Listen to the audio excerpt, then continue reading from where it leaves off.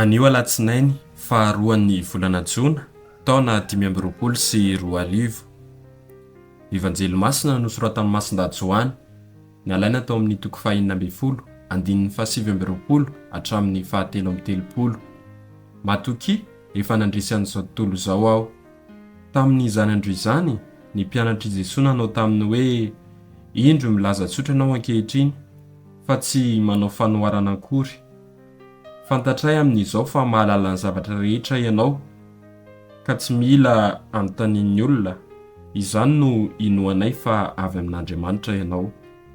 I Jesoa namaly azy hoe mino anga ianareo ankehitriny, indro avy ny andro na efa tonga sahady aza, izay ikelezanareo samy ho an'izay alehany avy sy andaozanareo ahy ho irery, nefa tsy irery aho tsy akory fa ato amiko ny iray. Izao no nilaza izany taminareo dia ny mba anananareo fiadanana amiko. Hozoim-pahoriana ianareo eto amin'izao tontolo izao, fa Matokia efa nandresy an'izao tontolo izao aho.